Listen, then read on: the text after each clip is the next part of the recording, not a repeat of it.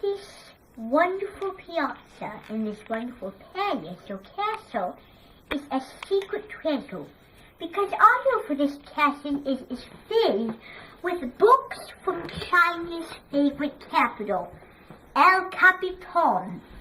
And the reason is this wonderful palace is famous for El Capitan's wonderful books. This picture right here is a picture of the Lord Godmother of China. She is a mother that is caring for her beloved daughter, Mrs. Nelsie. She is a good lady, but she has a thing about cabbage or raw incorrection blood trash. But this husband here is not thinking the same way, because he likes a lot of oily smells and likes a lot of good things too.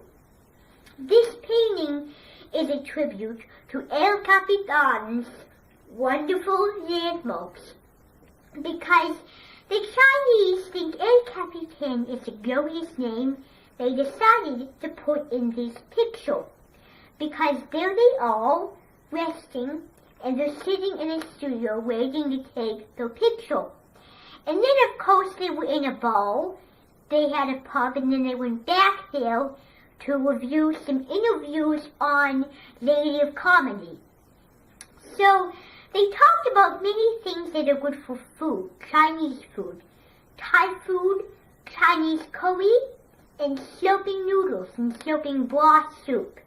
All of these recipes are in this painting, because there was a person for a restaurant, and he came with all that food I was just talking about. And they tasted it, and they really liked the rice balls. There's a marquise of very Sylvast in this building, because there is a good repertoire of things, because there's a great deal of books, because all of these books have recipes somewhere in them. They talk about how the recipe was invented, and a lot of spices go into Indian recipes. Besides, I think that Indian cuisine is one of the most popular in Taiwan, because they also combine Indian food with China or Chinese food, and they combine it with Taiwan food. This book right here is a wonderful tribute to the greatest luxury monk, Mr. Kung Sun. Mr. Kung Sun was a very good writer. He wrote a book called John Ruskin, the Oldest of Thieves. They show some Chinese art. They show some Chinese quilting. And everybody knows that Chinese quilting goes by color, not design. This is a picture of him when he is dead, because this picture accidentally wasn't taken when he was. Because the people that were going to take a picture realized that when they went to the building, he was dead. He found them buried. But he couldn't sing a Lord Horsel song, a hum, because he was dead. So what they decided to do was they decided to put one person, and they decided to move it around, because there was extra mouth, because there was only one person with a strange mouth. It was a little knob on his forehead, and that made some music. And he sang the hum, "Do I know feet not so?" And he sang all that in one piece. And in this book, there is tons of spices, because all he did was he wrote a book about many spices. Now this piece says, "Spices are my favorite thing to make on Indian cooking shows. Spices are my sauce for Indian cooking and for Chinese cooking, because Chinese cooking is important to me, and so is Indian cooking." This book is a famous tribute to all those Indians that say, "You are just so lame on doing bookkeeping." And they have a lot of people in this building that are touring here right now, and they're sounding like the person that was in the royal folking dancing. which is in Palermo. And they're enjoying the same experiences that you and me are doing right now. So that is one of the most popular books. But I have a book about the wonderful cowboy stories in the wonderful countries. Daniel Boone was famous in this book. This is a book about Daniel Boone, but someone acting as Daniel Boone, because when this video was taped, he was not alive because his show, his traveling exploring show, was made a while long before that. So somebody else wrote this book. Now this is about doing some cowboy songs. And I actually have this book at home, and I actually wrote the song Beepily Podloo. And I have it famous at my Minton. And Chinese cattling is not the same from the cattling you are used to doing at the ranch. Because cattling in China was like harga, harga, harga. And it was like in Egypt, because in Egyptian countrysides and villas and stinky villages and beaches, they enjoy making clock towers, and horses go around those towers in China, Egypt, and India. So that is a wonderful book of Daniel Boone, imitation. Now, down here we have a collection of manufactories. This is a collection of sacred journeys across China. Because I'm at the library right now, and you can find a bunch of things like this. And this one says International Product Featured, which means that the national product is not okay to use, because this book is actually a book written in blood. Now you see red on this book. The reason it was written in blood because this book was made at a very his time, because Hitler the First, he designed blood to be in this book, and he was rude. So the Nimbic reader said, I will not announce any more pizza. They decided to erase it, but he tried to make sure it wouldn't, because it was a Sharpie, a blood Sharpie, and it was a logo that was very permanent and would not come off. So he got used to it for the next few days.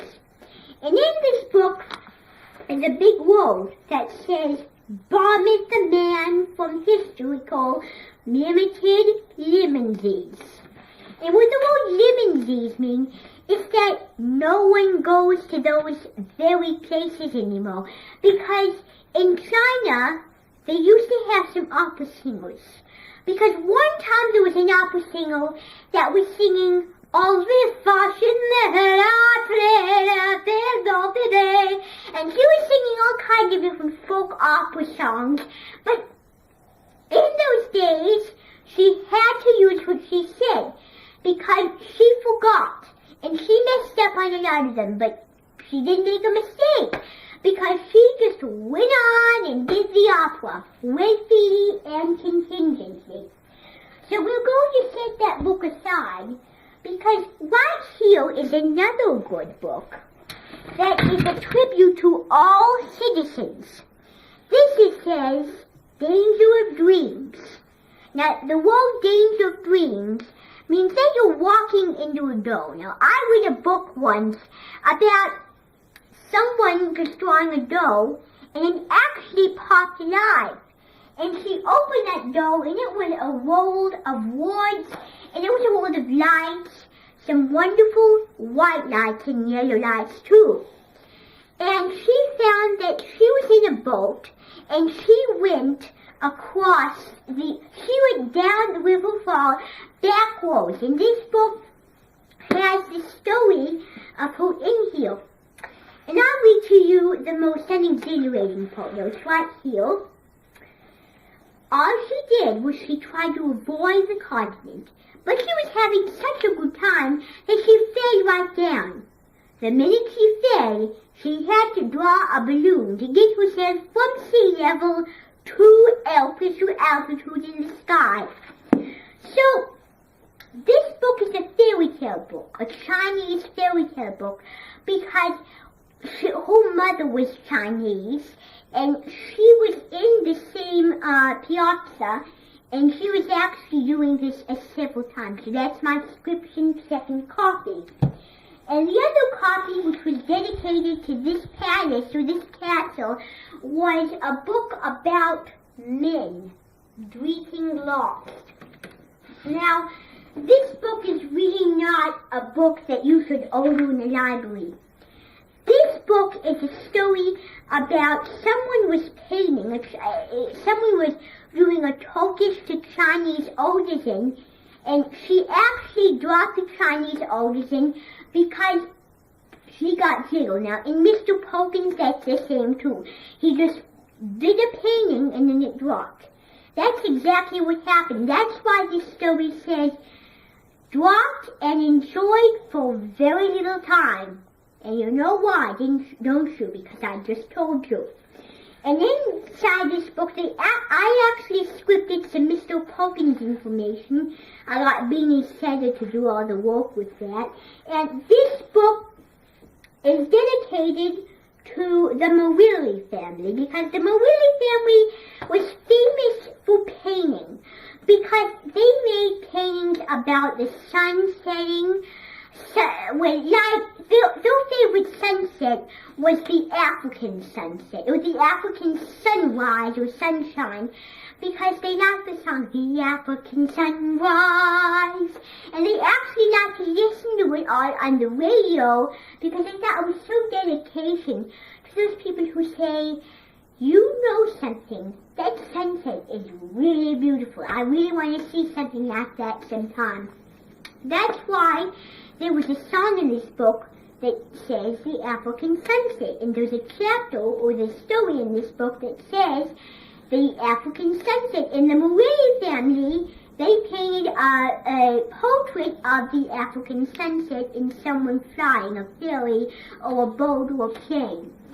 So all of these books were dedicated to many wonderful families. All of them had a legend. All of them had a story. All of them were Chinese, Indian, or maybe Egyptian. To this day, I recall many books. But those families don't know when their adventure's going to stop or start. They just know when you will be delighted to be in speculation tones.